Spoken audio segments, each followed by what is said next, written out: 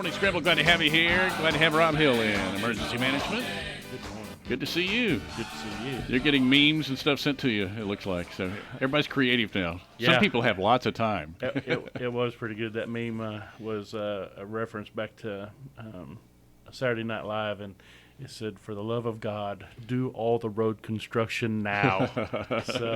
so accurate, right? It is. I mean, you Yeah. try to get it before the football season starts, right? Well, I'm just thinking we've told everybody stay home, don't travel, so now would be a good time. But You know, have you seen aerial shots of like L.A. and stuff like that? where there's hardly anybody out. Well, yeah, it's amazing. Yeah, I mean, yeah. and also you can see what we do to our air. Yeah, absolutely. Because you could actually see buildings that were never seen before. I'll be. Because obviously I didn't there's think about the smog, yeah, you don't have the industry or commuters, and everything the else. other stuff yeah. going on. All the So- contributors to smog. Yeah. But the traffic's what I noticed, because Yeah. I've only been to L.A. once, and I like, you know, we live in people call it a town. To me, it's a big town. Yeah. You know, it's a little city, big town. But I like on occasion to visit the big city because I know I'm going to leave right away. Oh. And it's just a total change, you know. And I kind of like to learn how to navigate the subways and stuff like that. And you go, this is how it'd be. And then I get to go home, don't have to live that, right? Yeah. Right. And so I don't mind visiting big cities.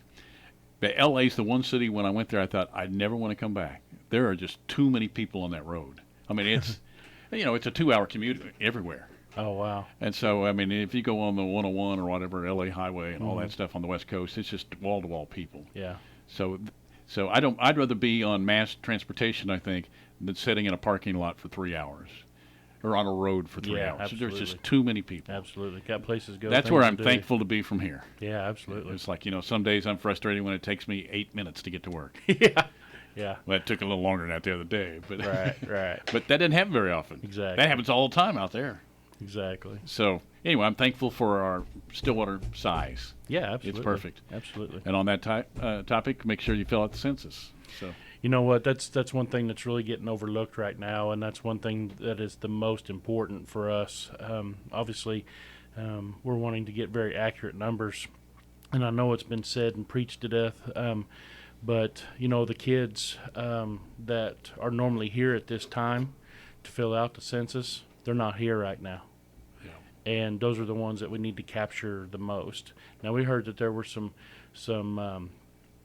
provisions put in place that would try to help capture those students and stuff like that for us. But you know, it's boy, I tell you, it's going to be tough on the census this year to get good, accurate information. And I'll tell you, just from an emergency management point of view, when we have good census data for the community, we have very good planning tools for our community because we know what that picture of our Yeah. community looks like. How many businesses, you know, how many households, you know, the average medium income, you know, those in poverty level, those that are impacted with mobility issues. I mean, how many hospital beds there are. I mean, we can just go on and on and on about all the things that are captured that relate back to our community.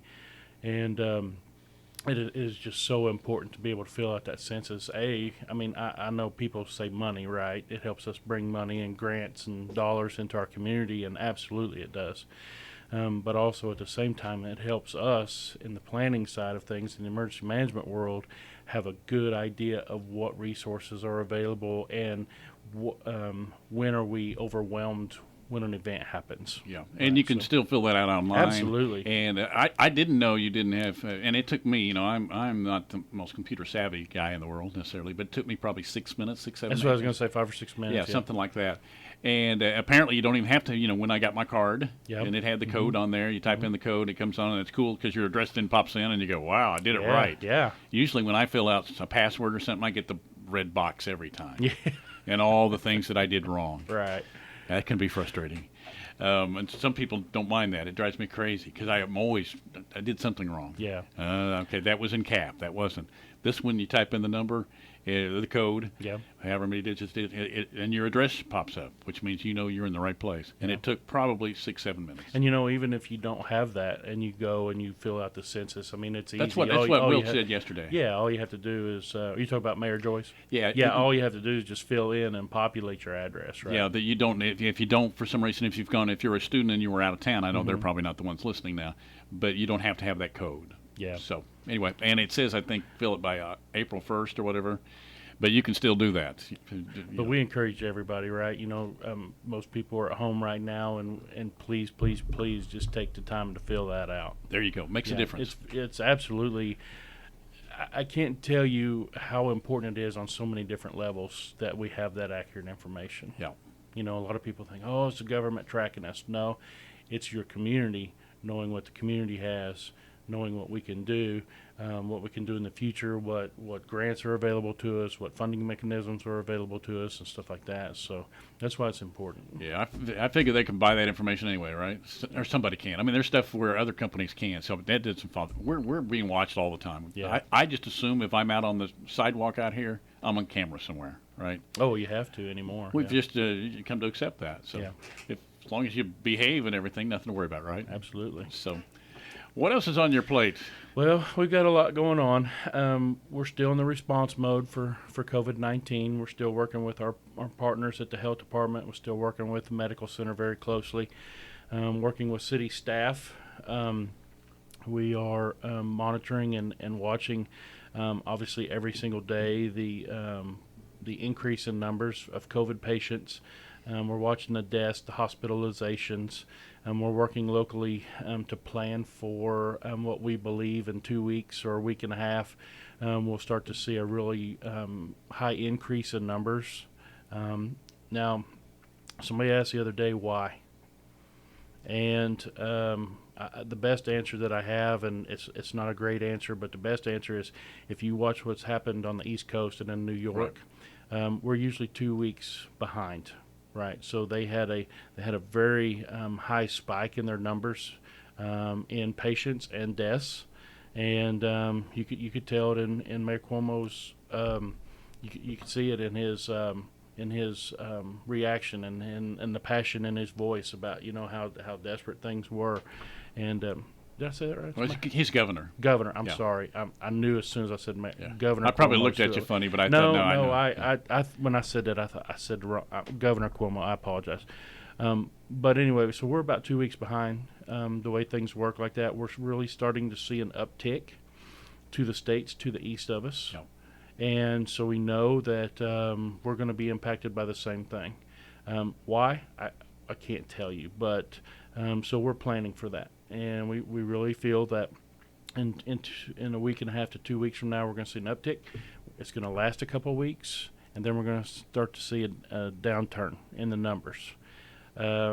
We are, and I don't have good solid numbers for this, but based on the current situation, we're looking for a second wave of this anywhere between the end of July to the 1st of September.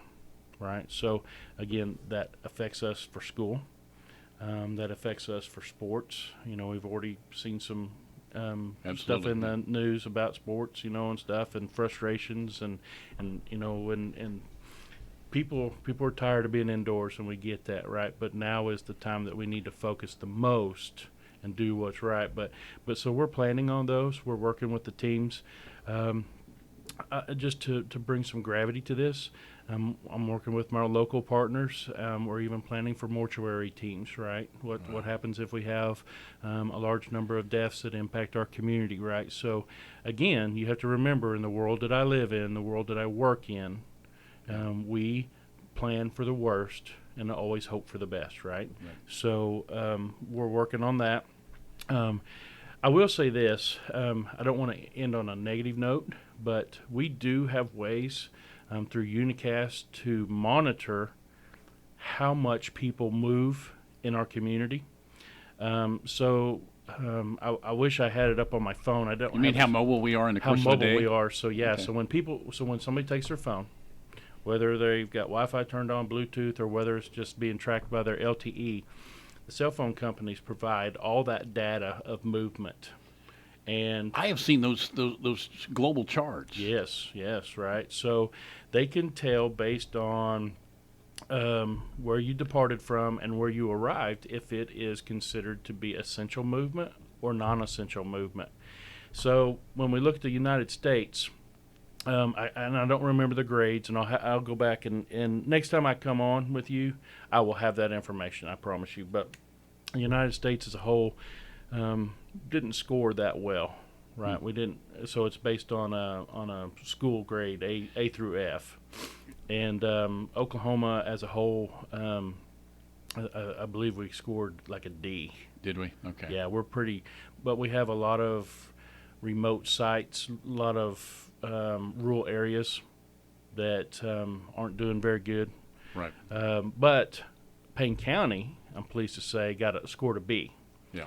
And you can tell by the day how the movement's going, and it updates every 36 hours. But we can see the movement.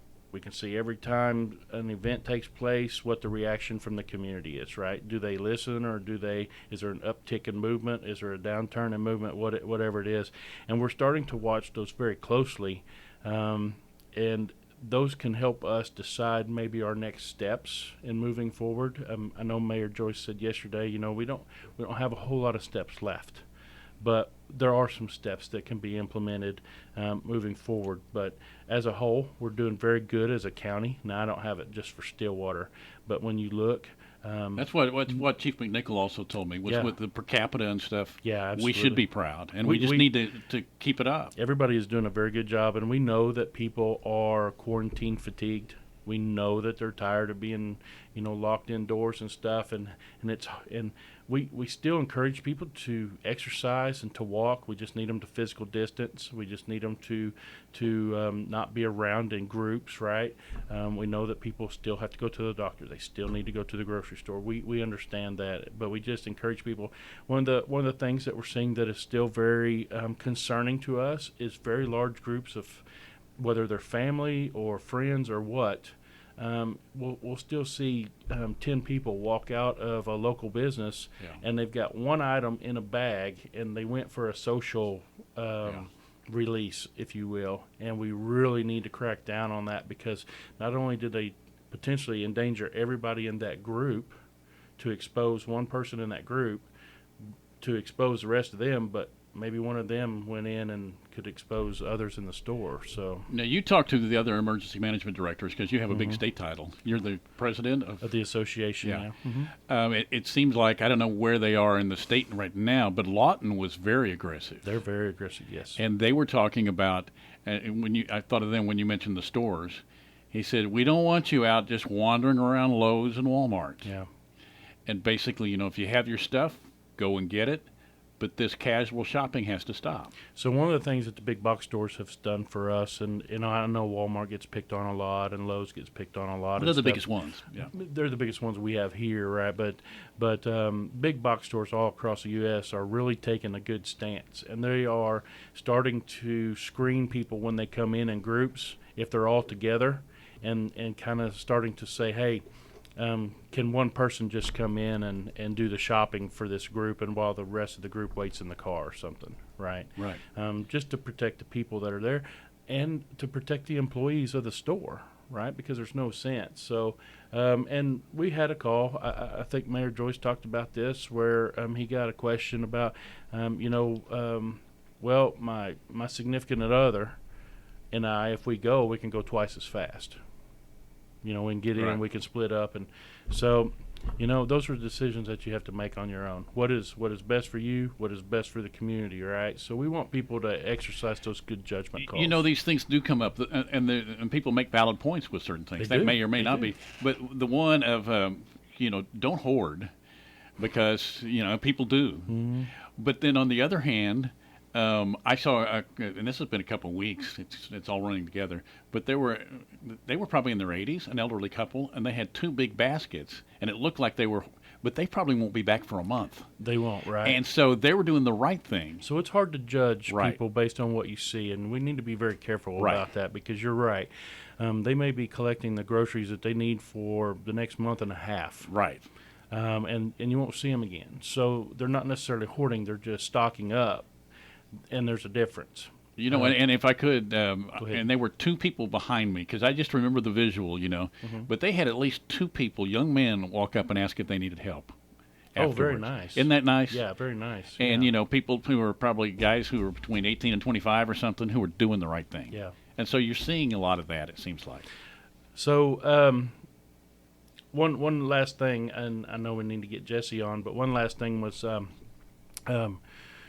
the city of Stillwater recently reached out to the community and asked for cloth masks, right? Sewn cloth masks, Right. because what's happening is what we're seeing is the strategic national stockpile deliveries that the governor references and shows you in the warehouse and stuff. They send that stuff out, but because there is such a great need across the entire state, what you ask for, you only receive just a very small portion of.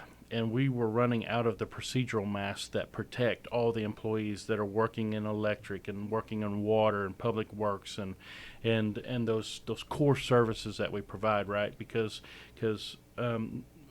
just as important as it is to protect the community, we have to protect those employees so that they can continue to come to work, continue to provide those core services. So we reached out and we asked, and I just want to give a big shout out to the community because in just the short amount of time, we have half to 2/3 of the masks that we need to be able to provide to employees, and we're expecting another large delivery today that will help round us out. So I cannot tell you how humbled we are by the response from the community. And we did have a lot of, obviously, if you go into the comments section, you know how it is on social media where people were saying, well, the city's got lots of money, just go buy your mask and quit taking away from the citizens, right? Well, that's not the issue. Yes, we have provisions to purchase masks, and we have been. But the problem is now then everybody is competing for those. FEMA's competing for those. Every state is competing for those. Every local jurisdiction, every county. And so when we ask for them, it's because we know that people have stuff at home that they can make, that we can get now when we need it right now, and not in April, not in May, and not in June or July when expected delivery dates are from like places like Amazon and other stores, right? So that's why we asked for that. But I'm telling you, we are so humbled by the response. Do you need them to keep doing that though? Because Yes, we do. Yes, because we do. you know, and I have a friend, and she had a little group, and they made masks, made several for their protection and their kids and everything else. Absolutely. But I also think it's something that they enjoyed too. I mean, you know, you feel good about yourself when you're doing good stuff. You know, when you can contribute Yeah. back to the overall wellness of the community and the overall safety of the community, what better is there than that, right? Than that feeling that you get for being able to help support others. But I'm telling you, yes, we need people to continue to keep making the masks. Because we need several. You know, we have lots of employees, and they are working staggered shifts. But what we're doing is we're trying to put 2 in the hands of every employee, so that when they have to wear one, they have one, and if it gets soiled, destroyed, or damaged or something, they have another one that they can fall back on, and we can have some in reserve that we can replace those with. But the reason the cloth mask works so well is because we can launder those. Yeah. We can keep reusing those.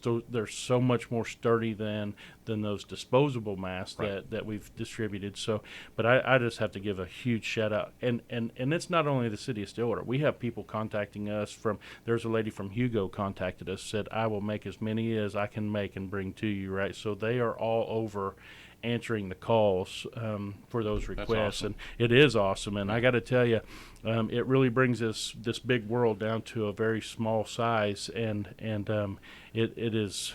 I'm very moved by the response that we got, and I can't thank people enough for that. Yeah. But can't be surprised either. We see what happens when we have tornadoes Well, and City Manager McNichol said it yesterday. You know, we're Stillwater strong. Yeah. You know, we've been impacted by disaster, by impacts at special events and stuff, and we're Stillwater strong, and we will always get through this, right? Because we're a community that supports one another. When I was here early the other day, I got here a little earlier, and I went down to the corner because when I was at the stoplight at 6th Street, I was reading the sign at Simmons Bank, and I forgot the wording. So if they're out there, but it said stay home, stay safe, Stillwater strong, something along those Absolutely. lines. And I thought, I'm going to go get a picture of that. Yeah. And it won't photograph. You know what I mean? Is it LED? Yeah. Yeah. And so it just blurs all that. But I thought, and I probably got the words wrong there, but that was the message. And I Yeah. thought it was perfect. Yeah. Because, I mean, it mentioned just stay home and be safe. Absolutely. But Stillwater strong on there. And I Yeah, thought absolutely. that sums up where we are right now. It does. But I couldn't take a picture of it because the LED stuff. You know your lights, too. Well, yeah, we've tried to take some pictures of some signs, and Comes from experience. you huh? have to be back quite a ways, and then you have to change shutter speed and everything else. Yeah, and I wasn't willing to walk down to Pioneer Tire to take that picture. I love Pioneer Tire, but Right, you know. right. So, hey, thanks for all you do. I appreciate it. Hey, absolutely, and I just want to give big thanks to the community. Right, I know everybody is very stressed. I know everybody is very tired and worn out with this. You know, teachers are doing the best they can with long distance learning. Parents are doing the best they can. You know, people, golly, people are losing their jobs, businesses are closing, and this is very tough. But I promise you, we are doing everything that we can and to be aware of the impacts, and we are doing everything that we can to work with FEMA, with the Department of Emergency Management, with the federal government, with the SBA, with everybody to try and get people back on track so that when this does go away, when this emergency is over, we have a direction and a path to go to get our community back to where it needs to be. And I promise you, nobody's working harder than the council and city staff to make sure, right? Because, you know, a lot of people say, oh, you work for the city, all you care about is the city. Well, that is absolutely correct. But we care about the community city as much as we care about the city government. So, but we're working hard to get to a new normal. There you go. So thanks for all you do. I appreciate thank you. it. You bet. There's Rob Hill, Emergency Management, and I'll see you next week. Yes, right? sir. So as we roll on, and Jesse Martin is waiting in the wings. Only All right. one in the. It's like an elevator. You know, you're only allowed. We have a weight limit in here. Go ahead. I saw you. Nope. He was going to talk about his weight there. It's like, you know, but we can only have two in this room, especially when it's us. Have you ever been on an elevator that's overloaded and No. somebody's got to get off? No, I've been on the elevator where people were overloaded. So, Oh. you know, Well, you leave Boone Pickens at the end of the game, and you got some people who are I overloaded. happened to step on the elevator one time, and the alarm went off that it was overweight, and everybody immediately turned and looked at the biggest, tallest guy, and it happened to be me on the elevator. So guess who got off when the door opened? Really? Yeah. So I got off, and I just That's walked, funny. I just walked down the stairs, and I walked slow because I was hoping the elevator would beat me down, and those people would be gone when I got down the stairs. Yeah. So, well, we don't do that here. So I'll see you next week.